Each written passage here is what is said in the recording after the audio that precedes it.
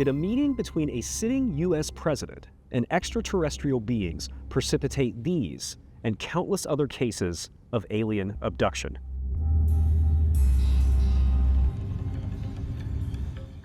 My name is Aaron Deese, and joining me are Heather Mosier, Ron Murphy, Katie Page, Micah Hanks, and Mark Matsky. Welcome to UFOs Revisited.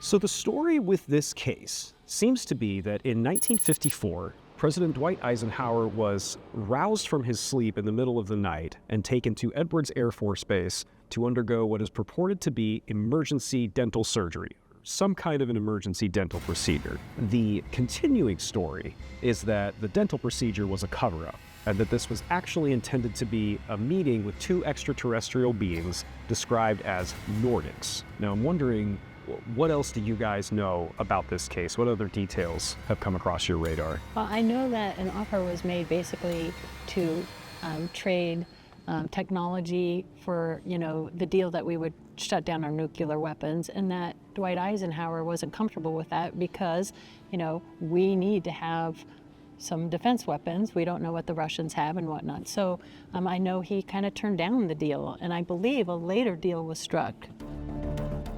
According to the popular story as it's told, in 1954, Eisenhower had allegedly been whisked away at night, but he would have met with one group of extraterrestrials that were called popularly Nordics, lighter hair coloration and what have you. And as Katie was saying, they would essentially have asked him, listen, in exchange for the relinquishment of your nuclear weapons, will you, receive technology from us? It's kind of a trade deal. And he said, no, I don't think I want to, put ourselves at risk, with the Soviets possibly developing weapons. We're not going to, put our nukes down and accept all the secrets of the universe and gravity, and all these kinds of things. So now later that year, as the story goes, he allegedly was to make another deal, and this with a different group, popularly known as Greys. And as that story goes, the Greys wanted essentially to be able to abduct people, right? To be able to take individuals, and the arrangement was supposed to be that humans are to be returned alive. Unfortunately, the poor cattle didn't quite fare as well, and apparently cattle mutilations being a result of that. But so this is the story, and this has really kind of been circulating for many years. And it is interesting because you do see this sort of nexus point during the Eisenhower administration for a lot of stories, a lot of actual UFO developments in history, and also I think the origin point of what fairly are some conspiracy theories too. Well, this is also alleged to have been just a few years, not even a decade, after the Roswell incident, which of course we all know how notorious that is. No, I think that's a valid point, because people were, that was part of our collective conscience, right? We were terrified of everything ending in a sudden blast of light, right? That's a terrifying thing. And, we will at some point, I'm sure, discuss the Maelstrom incident, but this is very similar whenever there are apparently technologies coming and saying this is not the right route to go as the human race. But in this case, there's nothing, hidden going on, no kind of technology. You're actually meeting with extraterrestrials themselves, and they're saying, hey, we will make your life so much better if you put away that barbaric aspect of humanity. And it's almost like a morality tale, and because we eventually refused. We'd rather still stay warlike and still have enemies and still fight and not accept what they were offering us. And it's interesting too that these beings are so like us, right? Almost like the perfection of human beings, and you would think of convergent evolution on another star system, another planet. In order for these beings to look like us, they would have to go through almost a monumental amount of mathematical variables in order to get almost like we look, right? There would be no sense in that happening. So I think that what we're dealing with here is, in my opinion at least, with this particular case, is almost a morality tale that came out that something like us, some sort of perfect embodiment of the human race, is coming back and saying, you are going down the wrong path. Let us give you everything that will make humanity better, and then we'll refuse it. Yeah, it's fascinating that Eisenhower's at the center of this story, just given his character and his life experience. You know, he had been that Allied commander in Europe, toured Auschwitz after the fact, and had seen the worst of what humans can do to one another, staunch, church-going Christian. And so he's placed in the middle of this. I mean, taking at face value, he has moments evidently to decide, do I accept this offer or not? And so you can imagine all those ideas swirling around in his mind, bringing his experience to bear, then having to decide, am I going to allow for disarmament? And then I'd also heard some sort of education program actually provided by the Nordics. And he had to decide yes or no in that moment. And he evidently decided, no, we can't. You know, thinking as a military man, tactically, I can't allow for that to happen. So even though they evidently showed their prowess in flight, you know, and that was something that impressed everyone who was there, he had to decline the offer, say no. Yeah, I think there's a pseudo-religious element to this as well, too, because C.S. Lewis said, you know, if you deal with an extraterrestrial race, they might not have witnessed the fall of man as you think about in so many religions, right? They might be living in some sort of state of grace, you know, that they've never had this natural sin. So Eisenhower is put in a case where he's almost in the Garden of Eden again, right? And they're handing him an apple, and he refuses the apple right this time, right? Because it was a knowledge of both good and evil, and the evil of mankind he accepted over that kind of more beneficial thing for the human race. And he had to make that decision quickly. Right. He was gone in the middle of the night, That's but only right. for a few hours. That's right. Yeah. So no pressure. So these aliens could be at once angels or demons.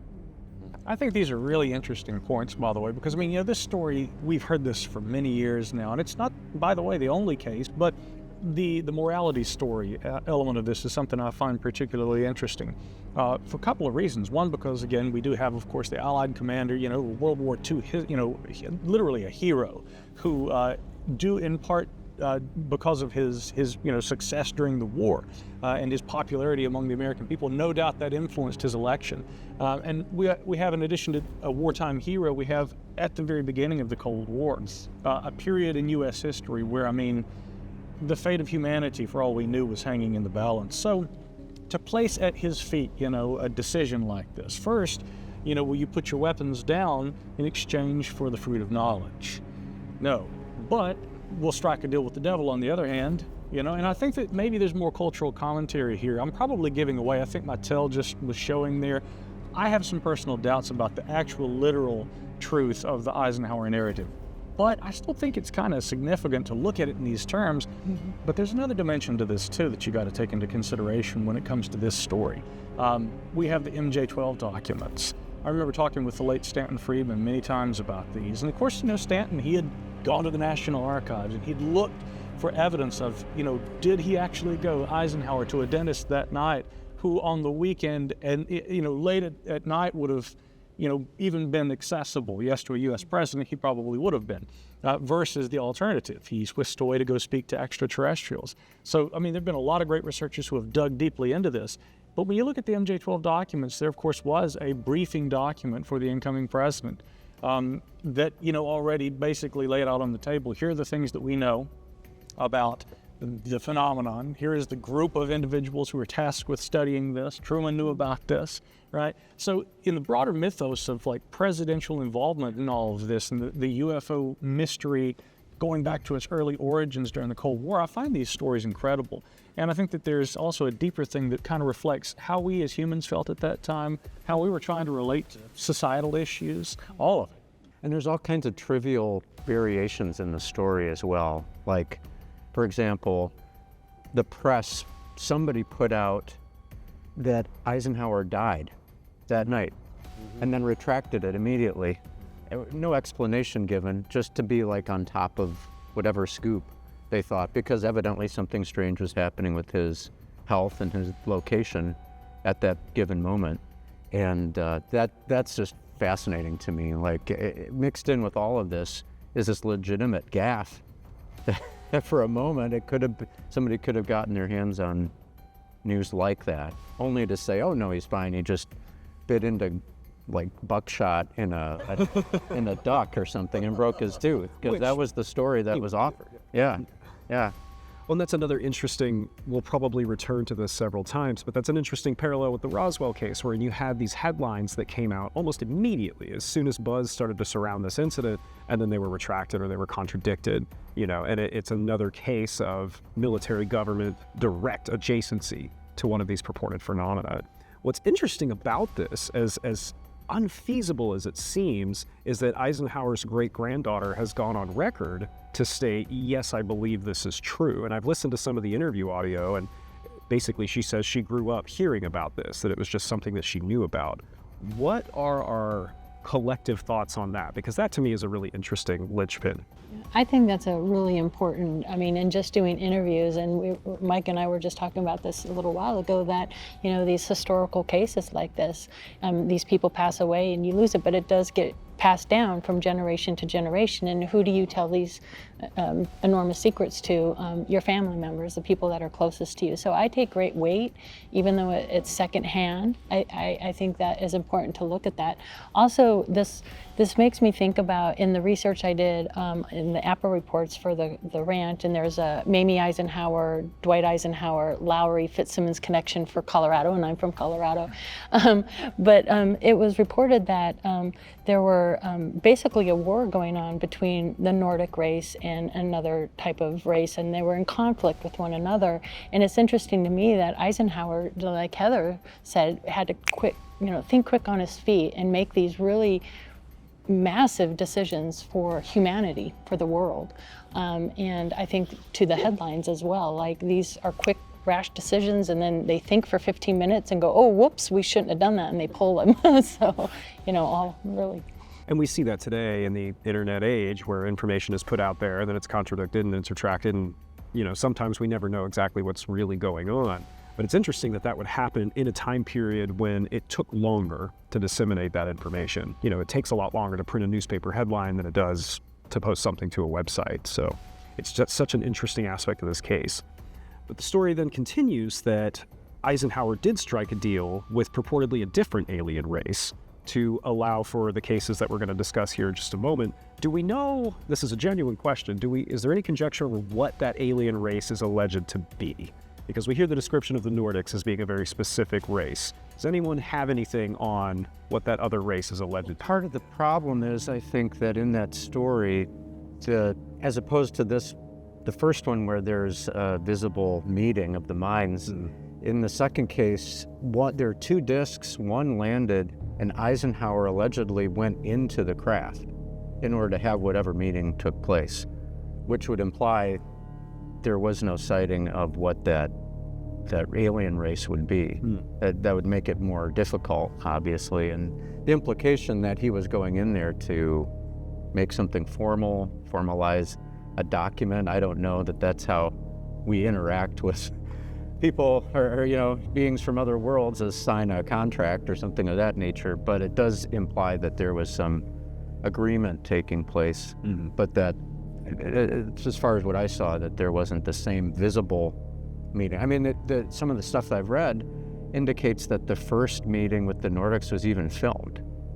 Like there was enough of a setup that there was video footage, both black and white and color, that was taken of that. And I think that feeds into then the more sinister elements of whatever that agreement was, having to do with abductions and so forth. From a historical standpoint, I can see that this would be something that would be covered up in a way, as a leader, not wanting to give away your tells necessarily. Like Mike had said earlier, you don't want to have everything out there for the enemy to know, for other rulers to know. So I can see something this important being covered up, as far as that goes. We also know that he disappeared, right? Like there's no way getting around that. When you have these headlines that came out that say that he passed away, clearly the president disappeared long enough that somebody could run a headline that would be a feasible thought. So something happened. Yeah, and evidently the White House even put on like a party for the media, for them to come to, so that Eisenhower could be spirited away. And they're all eating and drinking, having a good time.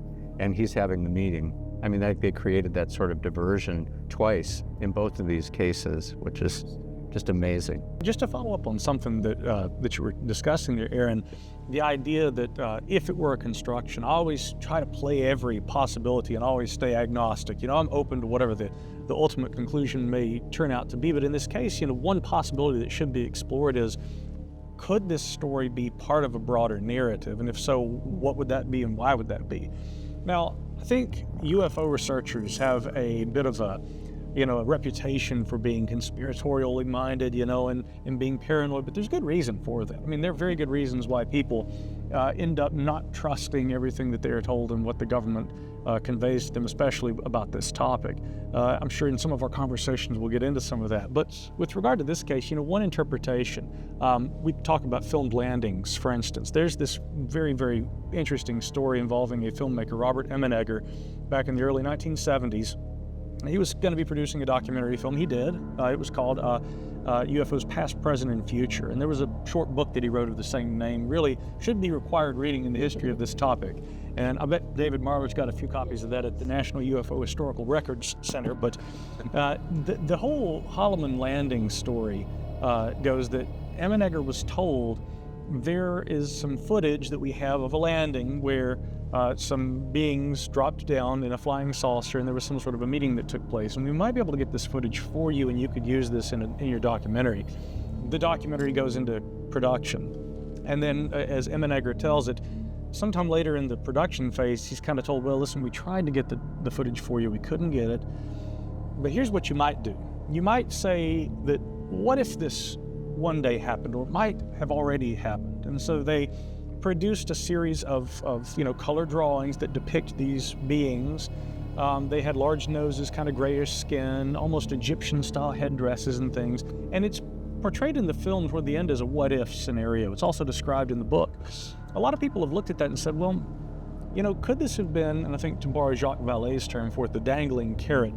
It was intentionally planted, this idea that a video existed or a film in that era, but that the film was never provided so as to encourage the filmmakers to drive a certain narrative. That might be a beginning point for this, but then we have similar things that happen that go all the way up to MJ-12. And I'm very interested in the timeline of stories that draw back to, for instance, the 1950s U.S. presidents like Eisenhower, alleged meetings with extraterrestrials, stories of footage maybe that was obtained of some of these incidents, but which never surfaces. But there's enough information that's peppered into the narrative over the years to keep people kind of chasing the proverbial white rabbit. I mean, I'd like to know everybody else's thoughts about that potential. Could there be a disinformation effort here too? Yeah, I think that's exactly what's going on. The idea that there's enough factual evidence there, right? So we know this is fact and this is fact, but then that doesn't necessarily mean he met with aliens, right? That's the whole point. But I think that we're looking at, again, this is during the Cold War.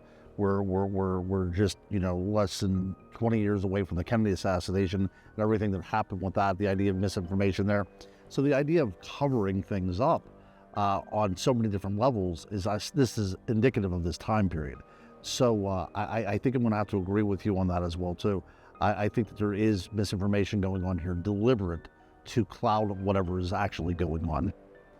Yeah, it makes sense. So there seems to be, through the history and the research, that there's certain presidents that were in the know, and during that time, Nixon, Eisenhower, the time of all that, it makes perfect sense that these stories would be created because everybody is on high hyper alert during these years. Right, there's the Red Scare, right? It's the outsider that's going to be coming in and taking over, right? If we're not careful, if we're not vigilant.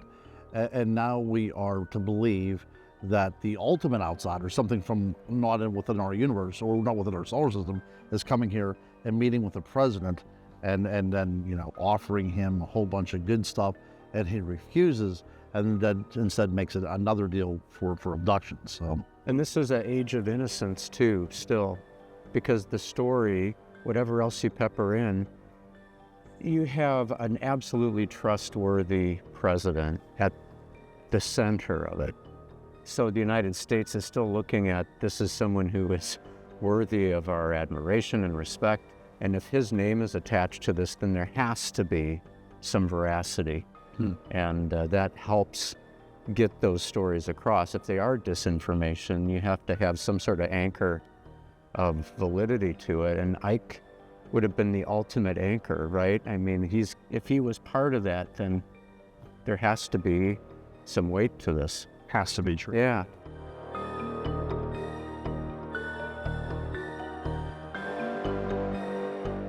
Well, Micah, you said something a moment ago that this has kind of become a part of a larger narrative, and really our discussion over Eisenhower is kind of just the tip of the iceberg here, because the story alleges that he did reach some kind of an agreement with some kind of alien race, we don't know which one, but that did allow for abduction of human beings. And in the years that follow, we have several very high-profile abduction cases.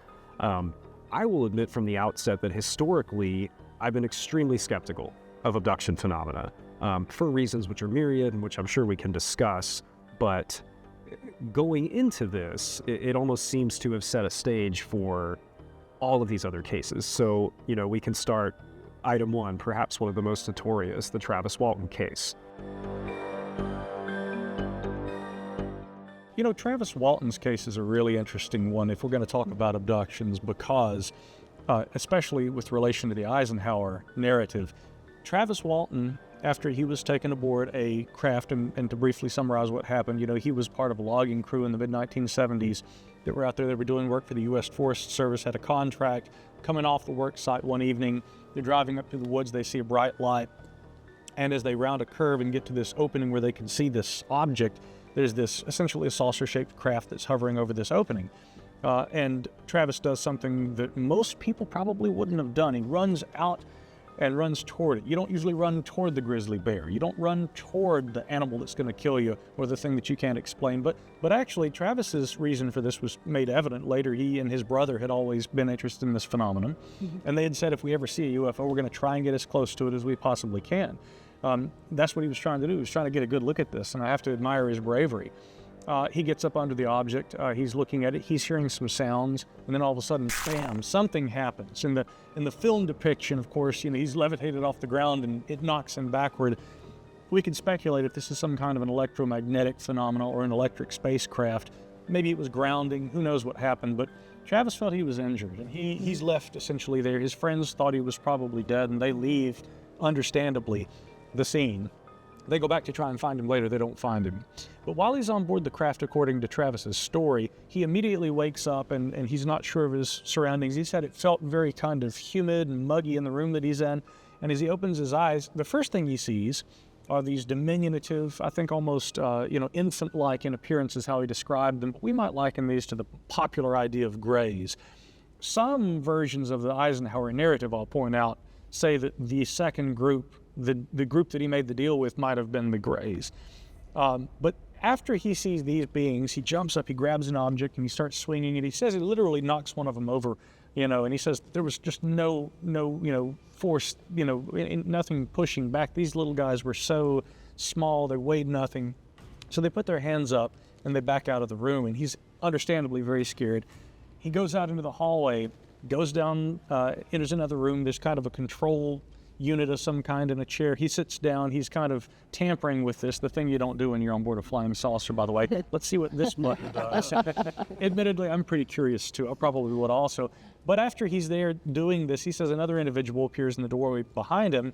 This person looks essentially, as he described it, the epitome of their gender. These were human-like, maybe lighter hair, lighter colored eyes, but this person leads him off the craft, has a sort of a helmet of some kind, almost like a kind of glass casing on, and this person leads him off the craft.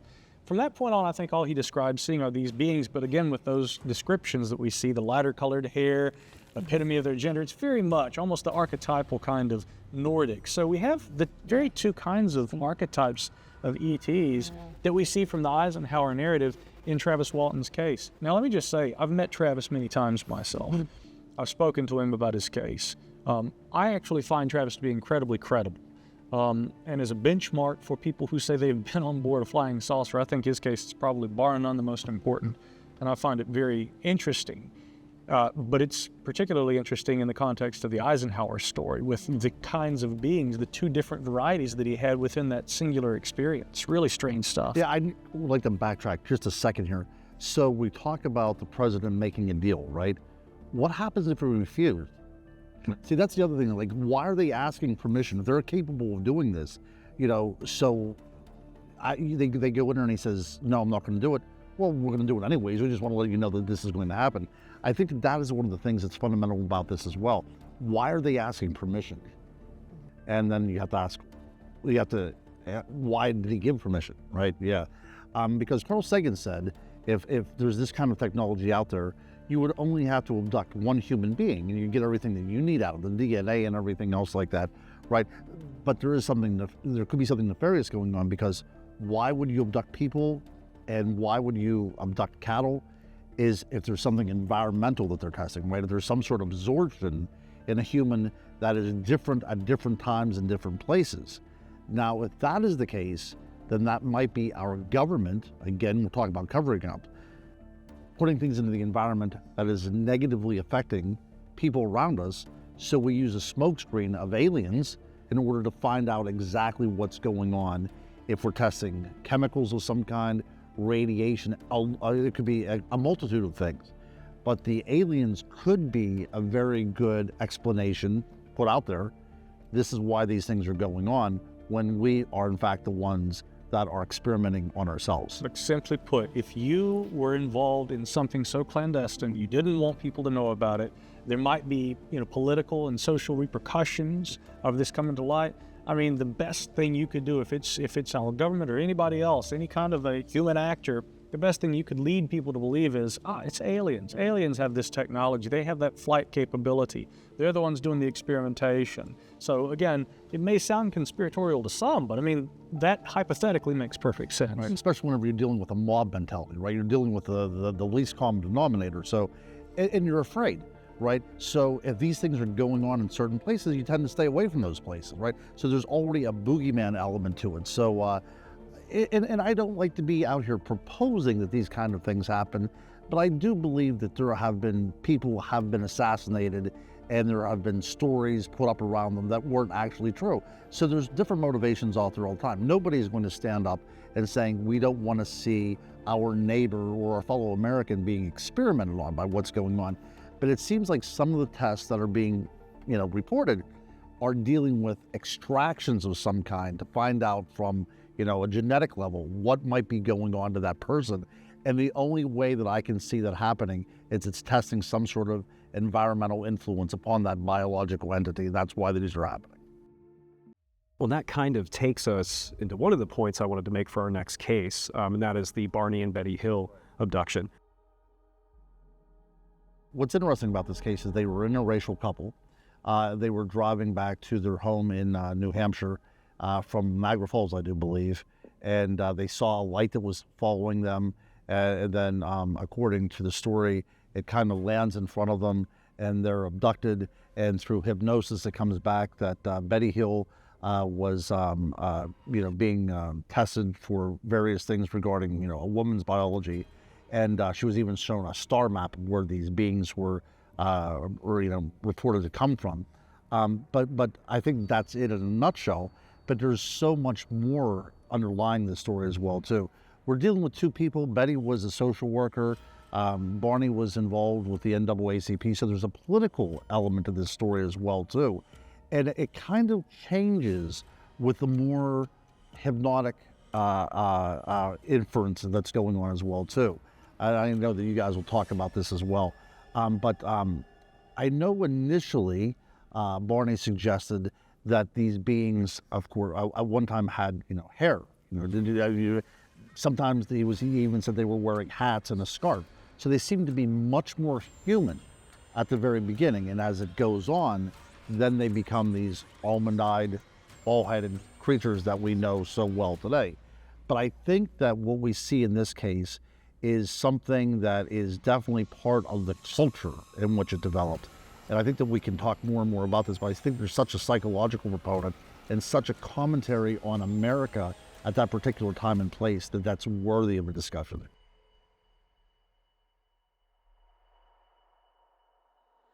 Yeah, you said something very important, and that's that, this was an interracial couple in the 60s. This was 2 years before Martin Luther King's March on Washington.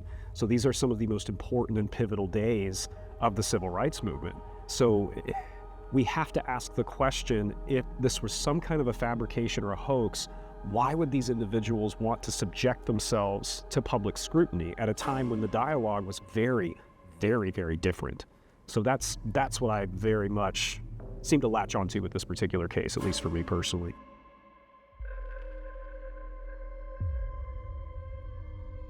Well, there's one side that I can see of it. What happened if this was a very human experience that they encountered, that they kind of was so traumatic that they kind of masked it as something else? I mean, that is one thing that you can say from that point of view, you know. But I don't see them having any motive of making it up.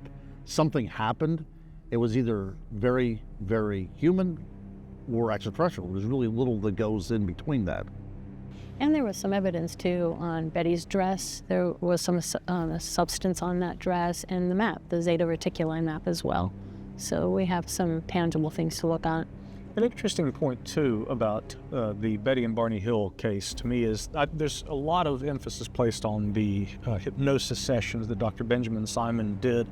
The star map, of course, is very intriguing, and Marjorie Fish, I believe, first proposed that. And some have also said, well, maybe, you know, the star map was incorrect. There've been a lot of, you know, back and forth about that. But if you go all the way back to the early instances where it's first reported to the Air Force, I believe it had been Betty who had made the first reports. Barney was pretty, you know, he didn't really want to associate with this. I think, frankly, it kind of scared him. Betty, of course, made the report to the Air Force. She didn't report one key aspect I'll come back to in just a moment. But she continued to have these dreams. She kept a journal. She wrote very copious, notes and detailed descriptions of what the beings looked like that she had experienced. And it was really interesting. But at one point, between the reporting to the Air Force, Peace Air Force Base, and well before they ever went and spoke to Benjamin Simon and underwent the hypnosis, Barney did speak with Walter Webb, a NICAP investigator at that time, National Investigations Committee on Aerial Phenomena. In the original report, which has been archived on the NICAP.org website by Francis Ridge, you can read the original preliminary assessment and then the elaborate one that Walter did after the hypnosis and after all the additional information comes out. And then, of course, John Fuller's book, The Interrupted Journey. That initial report of the investigation by Webb is so very important because prior to hypnosis, very soon after the sighting, Barney Hill describes walking outside of his car, standing in the field, looking at this craft that tilts down toward him, seeing the row of windows and all these individuals that are standing there kind of looking down at him. And then they all kind of break away as though they've received a command, all right, get to work. And there's one that is kind of working like a little lever, and it turns around and he says that he sees almost a smile on its face as it pulls a lever. Later under hypnosis, he described that as resembling, quote, a red-headed Irishman, right? That had been what you're talking about. But Barney described, and this in his memory, not under hypnosis, seeing these individuals, observing the craft very clearly. And later, of course, he, under hypnosis, and this very famously after the tapes are released, he's terrified by what he perceives as the leader, who is wearing, like you said, a hat, almost kind of like a black leather kind of a jacket, maybe a scarf. And he says that the leader's just standing there and continues to watch him while everyone else goes to work. That aspect of the case is often just kind of left out of the entire narrative, that prior to hypnosis, soon after the encounter, and in an official NICAP report, Barney gave a waking memory description of what he recalled having seen. Now, that's not to say, of course, that they remembered the full abduction, coming home that night. They do recall driving home, hearing a strange beat, and Betty even said that Barney said just inexplicably, "Oh, not again." Not again what? They didn't know. They didn't recall that portion of the narrative. So one of the most interesting things about that case to me was the early report that NICAP did, and Barney and Betty's initial memories. The rest comes out after the fact, and of course seems to fill in possibly some details, or some have said, was that all just a reconstruction based on a really, really scary incident, something that they saw and they couldn't explain? I find it very hard to believe that they didn't see something that by our standards we'd call anomalous. Yeah, I think, though, the idea that keeps on coming to mind is an interracial couple in rural North New England, not quite as progressive as it is now, and, two pickup trucks pulling up and blocking them. These are the kind of things that I think of because, you don't want to immediately say that there's, an extraterrestrial involvement here, but I think that something happened that was so traumatic that this is the only way that they could process it. In psychology, there's a technique that's used It's not completely accepted, but it's eye movement, desensitization, and reprocessing, right? And it's basically a form of hypnosis. Sometimes lights used, sometimes somebody talking, finger movements. It's the idea of causing the eyes to move. And in this process, past traumas come at you, sometimes through dreams, but it's your body's way of reprocessing them and dealing with these traumas. So in my opinion, with the lights and everything that was going on, there was something that happened to them that they suppressed and was later brought out in this form. That's just my 2 cents on this thing. The other thing is, we deal with this particular area, and this is an interesting thing whenever it comes to abductions, is the area, the location in which these abductions happen. Usually in the woods, right? I mean, it very rarely happens anyplace else. But this particular site happened in the White Mountains, right? And this is a place where Native American folklore exists. The idea of seeing earth lights is there as well too. This is a haunted area. So are we talking about something extraterrestrial that's doing the abductions, or could we be talking about something that has a more earthly base, like an ultra-terrestrial, right? Something from this earth itself that we simply do not understand, yet we're processing it as something that's extraterrestrial because that's a cultural identity that we have. We're a science-based culture. I will put that out there for debate, but that's something that I find as very curious as a connecting the dots and all these things. So to what you're saying there, Ron, the whole idea that some abductions might be explained through the way people respond to trauma, I don't think that argument is without merit. I mean, it really shouldn't be discussed in the context more broadly of abductions, because I know personally of people who perceived circumstances that are perfect and perfectly in line with what we would recognize as an alien abduction. But they even, in these cases where I personally spoke to these witnesses, they knew that it was a situation. In one case, a witness, we might say, was being airlifted from a car wreck, and she was being cared for by doctors, but she said under the circumstances of shock that she was experiencing, she perceived this as being an abduction and that there were aliens around her. Now, did that happen to Betty and Barney? I don't know. I think that it's worth putting that idea on the table if we're going to examine every aspect of this. And as compelled as I am by the early report by NICAP, like I mentioned, that's one data point, but you also can't deny that there are probably some other people who have experienced what they interpret as an abduction, and there may be more prosaic conditions that led to that in some instances.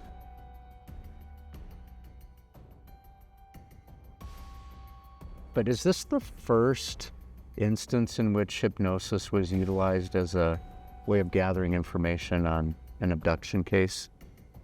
Close, I mean, obviously it's close to the first, but is it the first sort of documented instance in which people shared an experience and then hypnosis was really one of the key methods of extracting information? There were some earlier cases.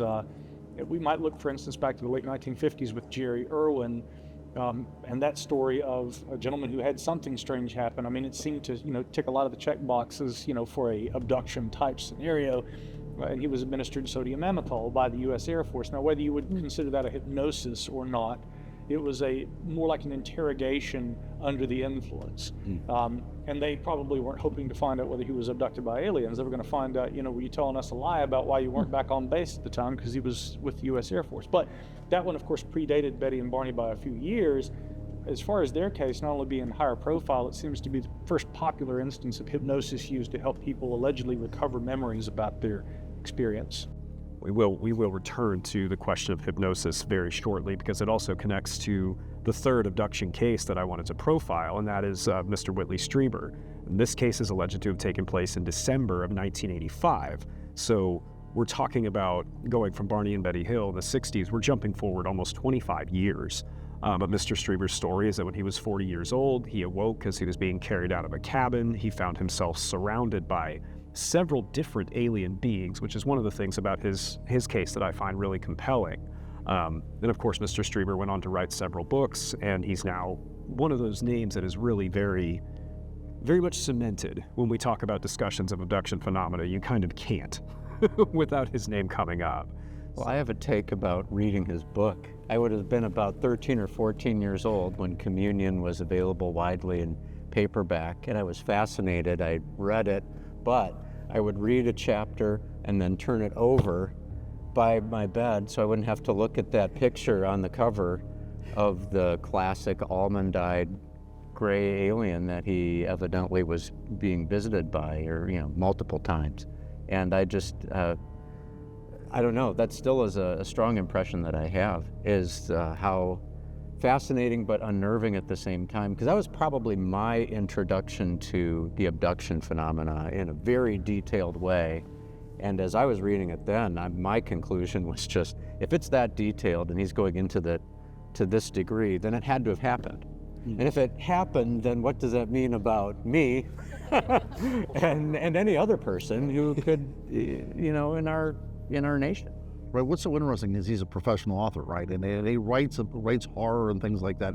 So again, but does that necessarily mean he's saying everything what happened, or is he adding a little bit of spice to it as well too? Right. It's tough because we have to ask about motivations. Right. Anytime someone is making any kind of anomalous report, I'm sure all of us, just from our experience in this field, okay, what is this person's motivation, is one of the things we ask ourselves. And Mr. Strieber presents an interesting contrast to the Hill abduction, because we talked about why their motivations to go public might not be obvious, versus we do have a financial incentive over here. And I should state, I don't feel that invalidates his story, but you do make a very, very good point. Because he did make a lot of money off it. And there was sequels to the books, and there was a movie starring Christopher Walken. So, I mean, it wasn't without its financial benefits. Sure. He wasn't the only one in his family, though, that actually went through this type of situation, correct? Didn't he have an issue with didn't his uncle and his son also have encounters as well? In Communion, Whitley talks about initially wondering if his experiences, because keep in mind he had vague remembrances, according to the story he tells, of what happened to him essentially right afterward, and it maybe it was fuzzy at first, but as time went on, he began to remember more and more, as he explains in the book, and he goes to see a doctor, and then eventually kind of comes to the conclusion, maybe this is some sort of a mental aberration, something I've experienced. He speaks to Bud Hopkins and ultimately decides, hey, a simple way to figure out if this is all in my head or not is just go to talk to my family members. You guys remember anything weird that night? And yeah, his son had said, yeah, I remember I felt like there was someone in there, the little doctors, I think had been maybe the term. Whitley got really concerned because there seemed to be things his family members were saying that corroborated some of what he said that he remembered. Whitley's case is pretty interesting. I had a lengthy conversation with him recently, and I've met him a few times over the years. I have a lot of respect for Whitley, and I think that wherever, I want to say this very carefully, wherever his experiences fall in relation to what we call UFOs and abduction experiences, religious experiences, and other things. I mean, there's kind of like a very gray area that this one touches a little of all of those, and I think Whitley would say that himself, as he has in many discussions. His case is important because fundamentally there's some sort of a human experience here. Whitley has recently said things like, I'm not sure if these aspects of the experiencer process are even physical as we know it. And I think that that's an admirable thing to say, because for those who would say, we need far more proof, of alien abductions. If there are little doctors or whatever you want to call them coming here from somewhere out there and they are taking people on board a physical craft and examining them, we need a lot more evidence. Whitley has, I think, clearly always tried to very eloquently talk about something that he can't explain, and who knows where in any of these paradigms that falls. But a final interesting point on the religious side of this. In his book, A New World, Whitley describes a lot of these much more non-physical kind of experiences, and imagery like the vesica piscis, the famous fish-like kind of symbol from early Christian iconography. One of his follow-up books after that title was about Jesus. And again, I think that it's fascinating that there is this sort of overlap between the experiencer phenomena, whatever dimension of our reality or anything else that seems to occupy, and the traditional religious experience.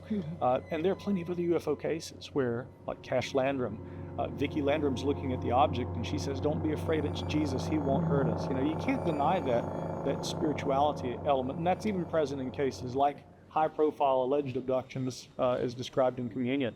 But then you come back to the family members. Yeah. Are they having a shared religious experience? What's going on there? So it's a really interesting question Heather asks. Right. Whitley Strieber, if nothing else, he was so important just for people to talk about and open up. And that book cover struck a chord with so many people. And the late, great Dr. Leo Sprinkle, who is out of Laramie, Wyoming, a psychologist, he wrote an excellent book called Soul Samples. And he took a lot of abductions, and he was, his specialty was hypnosis. And he really studied, like, he wanted to kind of see, are these people just crazy? Are they making up stories? And through his surveys, through all these alleged abduction people, he came to the conclusion these are highly educated. They have no motivation to make these things up. A lot of the commonalities that come together in these abduction cases, and he was a real pioneer in the field of hypnosis and the abduction phenomenon. And now with ERT through MUFON, which is the Mutual UFO Network that Kathleen Martin headed up, the niece of Betty and Barney Hill, they have continued this work, and they're looking at commonalities between abduction victims and that, and if they run in families. And also, you have to remember, a lot of these abduction phenomena, we are looking through it with a personal lens, and how much of this do we manifest ourselves, and the different types of craft, the different types of beings, and trauma and all that, all very important questions. When you mentioned hypnosis, which is possibly one of the most important aspects of this conversation, very often in these cases, more details come to light after the experiencer is subjected to some kind of regressive hypnosis. I don't understand enough about how that works to say whether or not that is a good thing or a bad thing, but we do have to discuss what is the potential for a witness to be exploited or possibly even led to a particular conclusion. There's a huge concern for that. I mean, I think the satanic panic of the 80s and 90s would be an excellent example of why you need to be concerned about regressive hypnosis and how you can be abused while under. But obviously, if you have somebody who has dedicated their life to it and they're seeing repetitions between people when they're doing this for a decent cause and not some other ulterior motive, then that is something to be considered as well. Like, I highly doubt that Leo Sprinkle had other motives other than trying to figure this out. But we do have situations where, like I said, in the satanic panic, where people and children, especially, things are getting implanted in their minds, and all of a sudden people are ending up in jail or worse for stuff that didn't even occur. And it makes you wonder, especially whenever they're under and more things come to light. Are they actually remembering these things? Or, like Ron said, is it so the way that their body is manifesting some sort of situation that occurred, did it really occur that way? Or is this just the way our thoughts are putting things together to make sense? I don't know, but it is something to be concerned about. Obviously, if you have the wrong person doing it, then you can be abused for sure. I mean, at a very basic level, the question is, and the question of the hour is, what's being recalled in hypnosis? Yeah. And that has ramifications all the way around. I mean, if it's the objective truth of what happened to me is buried in my subconscious and hypnosis can bring that to light, then that there's a lot of things to deal with there. But if it's not, and if it's something I've constructed or has been put there, that's just as fascinating, but it's kind of a different trick. That's a very common thing in going through Dr. Leo Sprinkle's files for over 3 years. I would read letters from people around the world, and something that came up often was this a dream or was this a memory? And I mean, memory just in a, I don't remember being 3, 4, 5 years old, so it's tricky anyway, and our memories come through photographs and other people retelling us memories. So it's a great question and very important that we take those hypnotic sessions and look at it not as fact, but as just part of the picture altogether. There's another element too, because Carl Jung suggested there could be something called a genetic memory as well too, so it might not even be our memories, which can go back to understanding also that has this always been going on in humanity, and we're simply recalling that this is part of who we are, that's in our DNA. Yeah, and on Jung, very interesting little tie-in there also. Jung, in some of his essays on phenomenology, even discussed some of his patients saying they'd wake up in the middle of the night and there would be grotesque goblins or kobolds, as he termed them, standing at the foot of the bed. So that's the other area that I want to get into, because I'm fascinated by the idea of fairy lore, okay? And the reason why I said that it takes place in environments, okay, out in the woods, okay? And Whitley Strieber even said, these beings smelled of cinnamon, right? He did, and the craft itself had a earthy smell, right? So whenever you think about this, again, we are talking about people who are products of our time. So if Whitley Strieber 300 years ago had this experience, would he have said he was alien abducted, or was he fairy abducted, right? Because that's the thing that you have to come into play with. And we kind of rule out fairies because that's something very, that's part of our superstition. But they are going into elements where that is commonplace. In 1692, Robert Kirk, who was this minister in Scotland, he talked about this commonwealth of elves and fairies, and he eventually, according to some accounts, he vanished, or as if he was abducted, But he said, getting back to the idea of religiosity in it as well too, that they were part of God's plan. They're part of the God's makeup as well too, right? So he at first encountered these beings by taking a walk one night, and he saw this light opening up at the side of the hill. So, of course, if we were so inclined in our culture, we would think, well, that's an alien abduction story.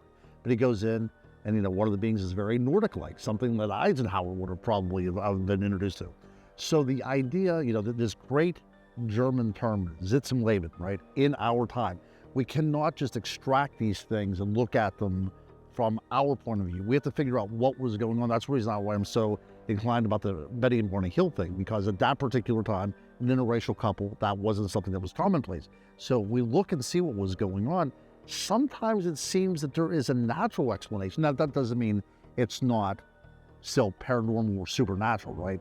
But the idea that alien abductions and fairy abduction stories are so similar is something we just cannot throw out with the bathwater. Well, even the recurrence of magic and fairy circles in Fey folklore, as they at least visually, tangentially correlate to the saucer shape. That's something we don't, unfortunately, have the time to explore in detail, but that is something that we're seeing more and more speculated on, is that there may be some linkage between these ideas of this other spiritual folkloric world that many of our ancestors believed in and the anomalous phenomena that we're experiencing today. I mean, in essence, you could distill it down to its very finest essence, perhaps, in maybe that great chapter in Jacques Vallée's book, Dimensions, The Secret Commonwealth, which is an allusion to exactly what you're talking about right there. But I mean, in essence, you read Passport to Magonia or Dimensions, or even some of John Keel's writings, they were just noticing that some of the things that people who have had these UAP experiences, or the artists formerly known as UFOs, right? People who have that experience, I saw a light, there were beings, sometimes they look, scary and demonic, sometimes they look like, angels, or the epitome of their gender. I mean, this brings back and calls to mind Travis Walton's description.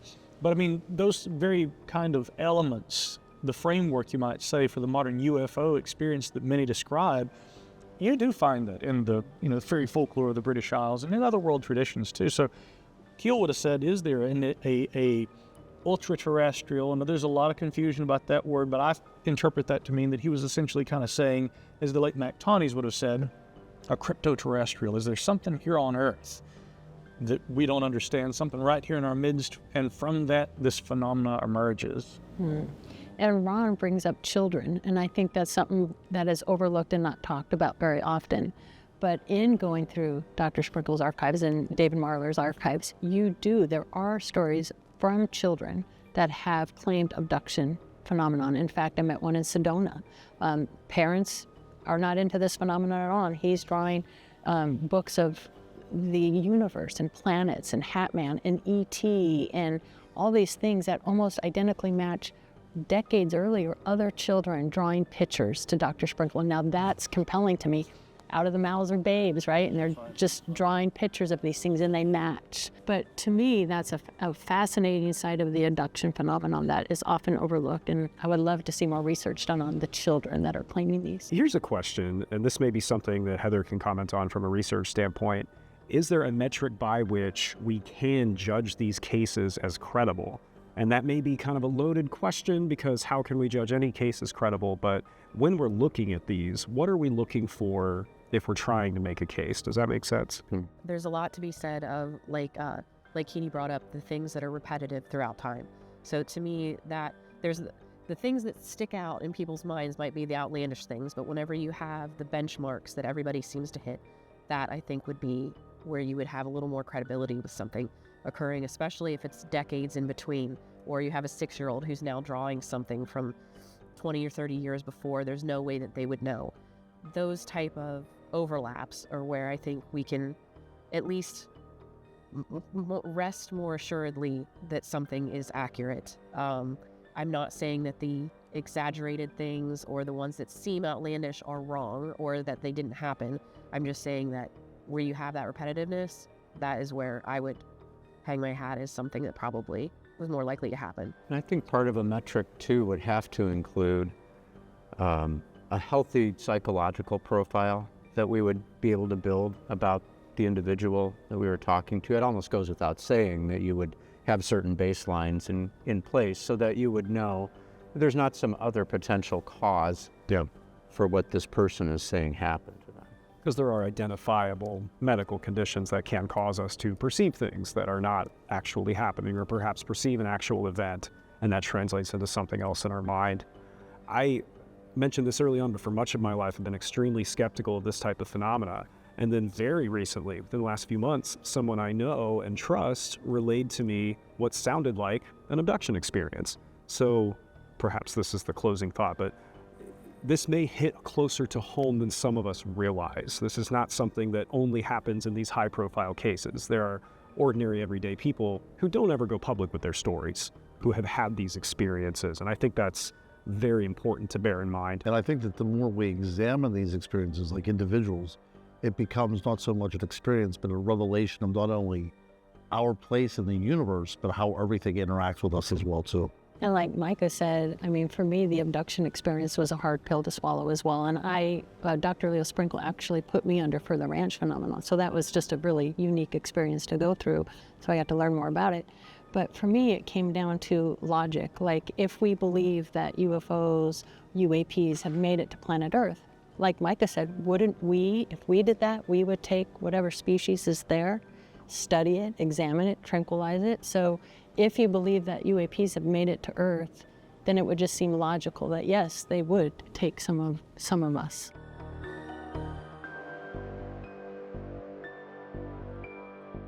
While abduction phenomena can be very difficult to research and verify, it is likely the most human aspect, or at least one of the most human aspects of the UAP-UFO conversation.